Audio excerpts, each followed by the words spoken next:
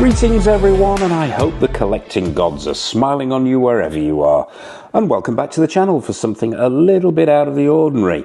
No 1/6 scale figure or quarter scale statue today. No, what we're going to be taking a look at is a 1:1 scale bust of Regan MacNeil, aka Linda Blair, from the William Friedkin directed 1973 seminal horror masterpiece that is The Exorcist. Slight change in format for this review. This is a custom piece, so there's no art box with it, so we're going to dive straight into the bust itself, if I can say that. But before we bring out Pazuzu's favourite teenager, a quick thank you as always to everyone who has subscribed to and supported the channel since it first began. You are heroes, one and all. And to those of you who haven't already done so, please hit that subscribe button and bell notification icon. Not only will you be making an old collector very happy, you'll be sure not to miss any of the content that's coming up on the channel, and trust me, there is a hell of a lot of it, some of which we will be listing at the end of this review. I'd also like to send a massive shout out to Kirsty and the team over at Classic Castings for providing me with this piece. There'll be a link to their social media sites in the description below. Regulars to the channel will know about my passion for all things horror, so I'm not going to bang on about this game changer of a movie too much. Simply put, The Exorcist was genre defining and genre creating for that matter. Scary as hell, superb performances, outstanding direction, and with a Mike Oldfield score that still gives me the willies today. On a personal note as well, apologies in advance if I sound like I'm possessed myself. I managed to bring back a nasty virus with me off my holidays, so if I cough, splutter and gurgle my way through this review, please don't call Father Lancaster Merrin on my behalf. It's just COVID. But that's enough of my ramblings. Let's bring out the one who cooks socks in hell for a close-up look. Okay, so here she is. It's Regan MacNeil herself, possessed by Pazuzu, out of the box and in front of the camera. First impressions. First impressions are okay. They're pretty good. We'll get the elephant in the room out of the way to start with. I was a little bit surprised when I opened the box, to be honest with you. The piece, as you probably gathered, isn't exactly the same as the one I was expecting. Those of you who've seen the thumbnail for this video will know what I'm talking about. The one I was expecting, and I've got a shot of it here, is this one, which is slightly different. The sculpt itself is not looking off to at an angle. The head isn't tilted. It's looking directly forwards. So yeah, this it was a little bit surprising to me that this is obviously a different casting. They've obviously had more than one casting of this particular piece, and yeah. So, but putting that to one side, first impressions are okay. They most certainly got the proportions correct. The head is the right size. The neck does look a little long. But I think in relation to actually the nature of the hair and the shoulders and the chest area, I think that's probably actually being done on purpose. Otherwise, it would look. It may look incorrect, but the neck does look a little long to me. But we'll get into all the details. We'll have a look around the bust. We'll start at the back, and with this hair, we'll spin it round. Well, we'll start at the bottom and work our way up like we always do. It's on this tripod plastic stand. It comes on. Well, I say a tripod. It's more of a V-shaped plastic stand. I'll try and lift this up into camera so you can see that. And I'm not going to lift it over, but it's actually bolted directly onto the neck area itself there, and it's relatively stable, although I would say if you're picking this piece up and moving it around, I would say exercise caution, because it is obviously top heavy, and the sort of the natural way to pick this up is to grasp it here around the neck support, and it will tip forward if you do that. But yeah, the stand itself is relatively secure. The bottom area here, the neck connector, or rather the connector into the main part of the bust itself, is covered in this bandage. Now, I think that's actually a really, really good idea on Classic Casting's part to use a bandage here. Obviously, in the film, she was tied to the bed, and I think, and I will have to revisit and double check that some of those were bandages, but they've used a bandage here, and much of the unpleasantness that is coming down the bust itself is captured on this bandage. So I think that works really well. Up into the neck area now, the actual nightgown that Linda Blair wore in The Exorcist actually came higher up. It came up to sort of the bottom of the neck area itself, and there was a reason for that. Dick Smith, the master of special effects, the man who invented special makeup effects, in fact, to get this effect, to get this look, used, and especially in the area of the neck where it swelled up during the exorcism, used a lot of bladders, which meant that they had to run a lot of air pumps and wires and things up through. So insisted on a high neck nightie or nightgown in order to cover a lot of that stuff up. They've gone for a low neck here, which is fine. I think it still works, although the accuracy is slightly off. But the colours are right, and this lace edging is absolutely spot on, and it's covered in a lot of unpleasantness, shall we say. There's the green vomit, the spinning head green vomit running down here, and that's running down the neck as well.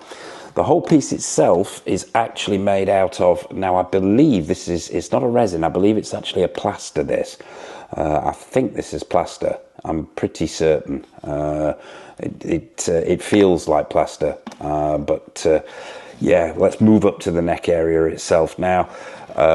Suitably dirtied up. Now this is full possession mode for Regan MacNeil, and we see her through the film going through stages of possession, and the final fully possessed Regan was under heavy makeup. The nose was flattened, there were prosthetics on the face. It was the first time that anybody really had done this kind of thing in a horror film. Rather than opting for optical effects, they went for these bladders and these face prosthetics. And they've captured, Classic Castings have captured that really, really well here. The nose was flattened down, the cheeks were raised, the false teeth and the mouth elongated. They've captured that really well, and there is blood effects here. There are cuts in the neck. I do have some photographs actually, which I'll bring out of Regan herself, Regan MacNeil, Linda Blair, in the film, just to do some comparisons. But there's very few out there actually. There's very, very few stills. But we will take a look at those when we've covered all the other details. So yeah, the neck is suitably dirty. There's this sort of green vomit slime running down the neck here, which is done in this high gloss paint application. A lot of wet high gloss around the mouth area as well. The teeth are really, really well done. They're suitably blacked and browned. The face itself, absolutely in proportion. Proportions are spot on. The eyes let it down a little bit for me. They're not quite. One looks slightly larger than the other, although it does work when you look at the piece from a distance. You get up close, and this is the thing overall with this piece is it doesn't stand up really, really well to close-up scrutiny. When you're a couple of feet away from it, it really, really is impactful. But when you get up close, perhaps the paint applications aren't quite as accurate as maybe they could be. But we've got to remember here the price point of this particular piece. It isn't coming in at the price of a lot of other busts out there on the market. But yeah, the face itself, these cuts with the red paint applications are really, really nice, really well done. There's blackening around the eyes. There's furrowing on the eyes themselves, and that sort of indentation and V shape that was put into the prosthetic to give Linda Blair that really demonic look is there as well. And you move up to the forehead, then there's a huge laceration in the forehead. If the camera's catching that in this light, I'll just turn that round ever so slightly so you can see that huge laceration in the forehead there, once again with that high gloss red paint in there. The hair itself, now I believe, I've futzed around with this a little bit since I got it out of the box, and that's the great thing about it. I believe this is a full wig. I think Classic Castings have simply attached a full wig to the top of the head there, and then trimmed it to fit the style. But you really can futz around with this. It feels like they put some product in here to give it that sort of straggly and wet look at the ends, which is, once again, that is completely screen accurate. Sort of a hair deteriorated as she became more and more possessed, as did most of her. So the ends have been straggled up, which is good to see. We'll flip it round so you can see this hair at the back, get an idea of how it works. And once again, there's some areas that have been I wouldn't say treated, but have got what feels like product, or maybe it's some kind of adhesive in the ends, just to give it that messy, wet look in places. But really, you can futz around with this to your heart's content to get that look that you want. But the colour is screen accurate, the length is right, obviously being cut to be screen accurate, and you get an idea of the profile here. That profile is pretty much on point, if a little flat, but overall pretty good. We'll bring it back round again and go in for final thoughts on this one. As I said before, the overall, I think, I mean, if actually at this point as well, it's probably worth lifting up here. If I lift that hair up, you can see what I mean about that neck being ever so slightly too long. I think they may have missed a trick there. I think that neck needs shortening ever so slightly. But once that hair is draped around the neck and futzed with, it doesn't actually seem to be that out of proportion. So I think they've got away with it there. But overall, yeah, the attention to detail, very, very good. Screen accuracy, the proportions on point. That wig is the right colour, screen accurate. Little bit disappointed, as I mentioned at the top there, that this isn't actually the pose that was actually pictured with this particular piece. But I still think this is a great pose. It still works really, really well. It's suitably gruesome. It most certainly captures the spirit and the likeness of Linda Blair from The Exorcist 100%. The eyes themselves, as I mentioned before, the paint applications aren't amazing there, but the eyes have been yellowed to give that sort of yellowy stroke green look, and overall, this is a piece, this sounds odd, but it's one of those pieces where you need to be 2 or 3 feet away from it. Yeah, 2 or 3 feet away from it, and the right lighting with this thing. And it is very, very good indeed.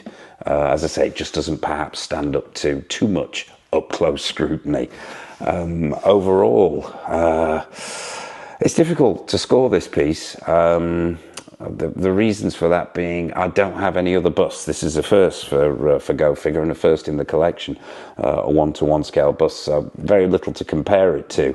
But I would probably go with a 6.5 or a 7 maybe. Yeah, we'll stick with a 7. I think the paint applications could be slightly better, but I think overall, and maybe the proportions could be ever so slightly better, particularly with that neck.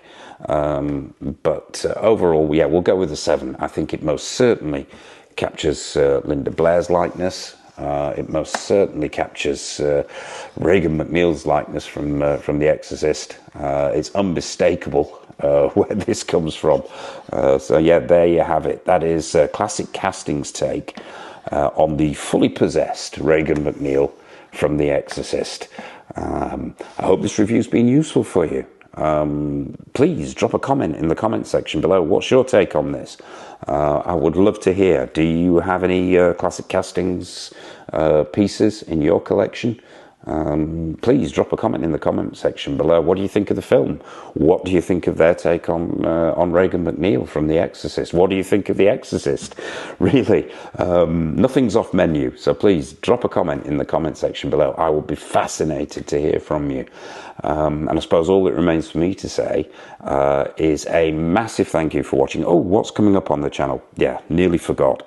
Yeah, in the quarter scale world, in the statue world, we've got the Prime 1 N52 Batman statue. That's coming up pretty soon. In the 6 scale figure world, we've got the Legendary Merchant, aka Tom Hardy from Taboo. We've got Exo-6's Krug and Savick. From Star Trek, we've got Present Toys, Anton Chigurh, from No Country for Old Men, Ripley from Aliens from Present Toys, Kaneda from Akira from Present Toys, Premiere Toys, Interstellar, Furiosa, and Dementus from Furiosa and Mad Max Saga. We've got the Interstellar Double Pack, Doof Warrior from Mad Max Fury Road. Caustic Plastic, we'll be looking at the Chuck Norris figure, the Toshiro Mifune figure, Lon Chaney from Phantom of the Opera, a raft of NECA 1/10 scale stuff coming up, and we've got something very, very special coming in very soon as well. Hopefully that'll be going up for review in the next few days. That's the Siberian Custom Studios a piece that's on its way to us. It's my first venture and foray into Siberian Custom Studios, so looking forward to that one as well. But that's just a taste of what's coming up on the channel. So yeah, hope you've enjoyed this review. Hope it's been useful for you. If you're wanting to get your hands on this piece, as I said, the link to Classic Casting's social media sites will be in the description below. And from me and from the possessed Regan MacNeil, all it remains to say is a massive thank you for watching. Take care of yourselves, happy collecting, and it's over to the showcase.